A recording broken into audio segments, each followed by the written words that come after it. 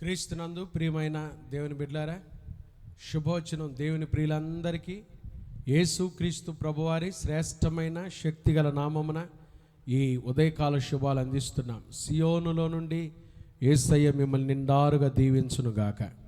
ప్రతిరోజు ఉదయం లేవగానే శుభవచనం ద్వారా దేవుని మాటలు వినుటకు ప్రభు ఇస్తున్న అవకాశాన్ని బట్టి స్తోత్రాలు.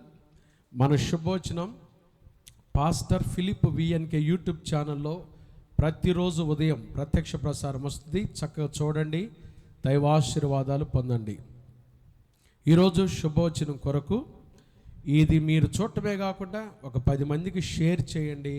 ప్రతి ఒక్కరు వాక్యాలు విని దీవించబడతారు. ఫిలిప్పీలకు రాసిన పత్రిక 4వ అధ్యాయము 11వ వచనం.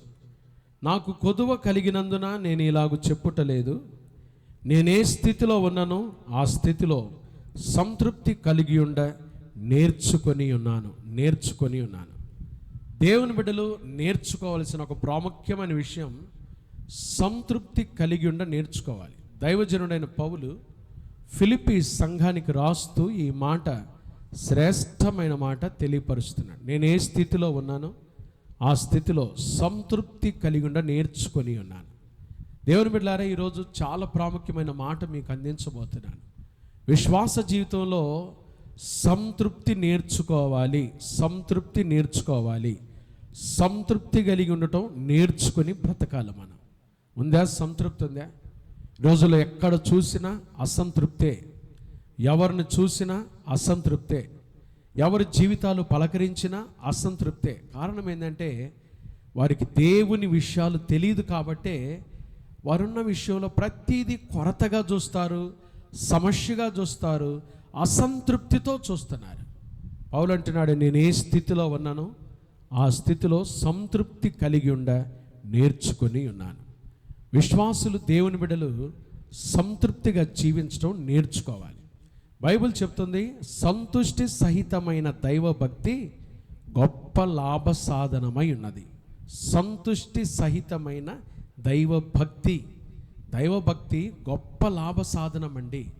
మనం ఎప్పుడైతే సంతృప్తికరమైన దైవభక్తి చేస్తామో అది మన ఆత్మీయ జీవితాలకు గొప్ప లాభ సాధన. ఈరోజు మనం సంతృప్తి కలిగి ఉంటాం నేర్చుకోవాలి. ఎక్కడుంది సంతృప్తి?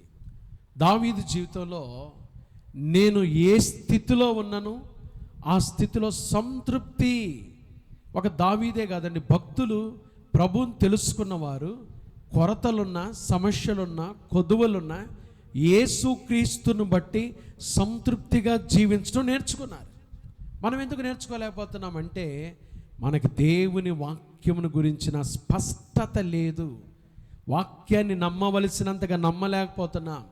దేవుని వాగ్దానాల్ని స్వతంత్రించుకోవలసినంతగా స్వతంత్రించుకోలేకపోతున్నాం. దానిని బట్టే ఈ సమస్య అంతా కదండి. ఏదైనా కొదువు ఉందా? ఎప్పుడు విచారపడతా ఉంటా. ప్రభు ఏమంటాడు తెలుసా? మీరు విసుకక నిత్యం ప్రార్థన చేయండి, నేను మీకు సంతృప్తినిస్తా, నేను మీ కార్యాలు జరిగిస్తా, నేను మీకు కృప చూపిస్తా. నేనున్నాను కదా. పర్వతాలు తొలగిపోయినా, మెట్టలు తత్తరినా నా కృప నేను విడిచిపోదు కదా. ఎందుకు మీరు సంతృప్తిగా ఉండలేకపోతున్నారు?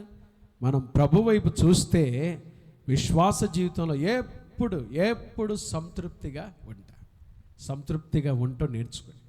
సంతృప్తికరమైన జీవితానికి 3 విషయాలు చెప్పి నేను ముగించేస్తాను. ఎప్పుడు దేవుని బిడ్డ సంతృప్తిగా ఉంటాడో తెలుసా? 1, దేవుని వాక్యమును గురించిన రుచి తెలుసుకున్నప్పుడు,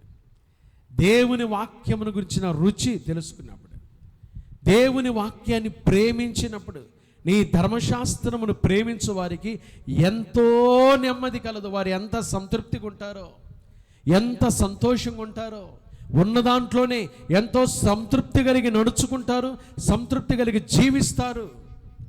సంతృప్తి కలిగి జీవించాలంటే 1, వాక్యమును ప్రేమించాలి. 2, దేవునితో సహవాసం అంటే ప్రార్థనా జీవితము. ఎప్పుడు దేవునితో సహవాసం కలిగి ఉంటూ నేర్చుకోవాలి. దేవునితో ఒక అన్యోన్యమైన సహవాసం, ప్రార్థనా జీవితం మనలో ఉన్నప్పుడు మనం ఎప్పుడు సంతృప్తిగా ఉంటాం. ప్రార్థన ఉందా? చేస్తున్న దానియేలు 3 మారు ప్రార్థించాడు. దావీదు దినమునకు 7 మారులు నేను స్తుతిస్తున్నాను, ప్రార్థిస్తున్నాను. భక్తులు ప్రార్థించారు కాబట్టే వారు సంతృప్తి కలిగి ఉండటం నేర్చుకున్నారు. దేవుని వాక్యాన్ని ప్రేమించి, దేవుని సహవాసాన్ని ప్రేమించి, మూడవది ప్రాముఖ్యమైనది ఇతరులతో కలిసిమెలిసి ఉండటంగా నువ్వు నేర్చుకుంటే, తోటివారితో సహోదర ప్రేమ కలిగి జీవించడంగా నువ్వు నేర్చుకుంటే, నువ్వు ఎందుకు సంతృప్తిగా ఉండలేకపోతున్నావు తెలుసా? నీ సహోదరుని ప్రేమించడం నీకు తెలియదు, నీ ప్రక్కనున్న సహోదరుని ప్రేమించడం నీకు తెలియదు, అవసరతలో వారిని ఆదుకోవటం తెలియదు. దేవుడు నీకు ఇచ్చిన దాంట్లోనే ప్రక్కన వాళ్ళతో ప్రేమతో పలకరించి ప్రేమతో నడుచుకోవటం తెలియదు నీకు, కలిసిమెలిసి జీవించడం తెలియదు నీకు. ఆ ప్రేమైన దేవుని బిడ్డలారా, విశ్వాస జీవితంలో మీరు దేవుని వాక్యాన్ని ప్రేమించండి, దేవుని సహవాసాన్ని ప్రేమించండి, తోటి సహోదరులు సహోదరులను ప్రేమించండి, ఇతరులతో కలిసిమెలిసి జీవించడం నేర్చుకోండి. ఎప్పుడు సంతృప్తిగా ఉంటారు. దేవుని కృప మీతో కూడా ఉండును గాక. ఆమె యేసయ్య మనకు ఆ సంతృప్తికరమైన జీవితం ఇవ్వటం కొరకే మన కొరకు ఈ లోకానికి వచ్చి మన పాప నిమిత్తమైన సిలువలో మరణించి సమాధి చేయబడి మరణాన్ని జయించి తిరిగి లేచాడు. యేసు ప్రభుని మీ హృదయంలో చేర్చుకుంటే ఎప్పుడు సంతోషంగా సంతృప్తిగా ఉంటారు. దేవుని కృప మీకు తోడుగా ఉండును గాక. ఆమెను ప్రార్థన చేసుకుందాం. మహాపరిశుద్ధుడు అయిన మా తండ్రి, దయగలిగిన మా దేవ, ప్రేమ స్వరూపి, మీకు స్తోత్రాలు. ఉదయకాలం లేవగానే శుభోచనం ద్వారా మీ మాటలు వినుటకు మీరు మాకు ఇచ్చిన అమూల్యమైన ఈ గొప్ప అవకాశముకై స్తోత్రాలు. సంతృప్తి కలిగి జీవించడం మాకు నేర్పించండి అయ్యా. నేర్చుకుని బ్రతుకుటకు సహాయం దయచి మేము సంతృప్తి కలిగి జీవించాలంటే, ఒకటి దేవుని వాక్యాన్ని ప్రేమించాలని, దేవుని సహవాసాన్ని ప్రేమించాలని, ఇతరులతో కలిసిమెలిసి జీవించాలని నేర్చుకున్న విన్న పాఠాన్ని మాకు ఆశీర్వాదకరంగా చేసి సహోదర ప్రేమ కలిగి నడుచుకోవటానికి నీ కృప దయచేయమని, ఈరోజు మా ప్రియులు ఎవరైతే అనారోగ్యంతో ఉన్నారో ముట్టి బాగు చేయండి అయ్యా. వారి పని పాటలన్నింటిలో దీవించండి. ఎదురయ్యే శోధన కీడులు తప్పించి నీకు ఇష్టలుగా జీవించడానికి సహాయం దయచేయమని, ఈ శుభోచనలో పాల్గొంటున్న బిడ్డలందరినీ వారి కుటుంబాలను నిండారుగా దీవించమని యేసు నామమున ప్రార్థిస్తున్నాము తండ్రి. ఆమేన్. త్రియేక దేవుని ప్రేమ, కృపా, సమాధానములు ఈ ఉదయకాలం ఈ శుభోచనలో పాల్గొన్న దేవుని ప్రియులందరికీ, క్రైస్ట్ బ్లెస్సింగ్ చర్చ్ కుటుంబాలకు, ఈ శుభోచనాన్ని చూసి ఇతరులకు షేర్ చేస్తున్న దేవుని ప్రియులకు అందరికీ, సకల కోటి పరిశుద్ధులకు, సార్వత్రిక సంఘానికి, దైవ సేవకులకు ప్రభువు రాకడ పర్యంతము తోడైండునుగాక. ఆమేన్. God bless you. May God be with you. Have a nice day. Have a good day and godly day. Hallelujah.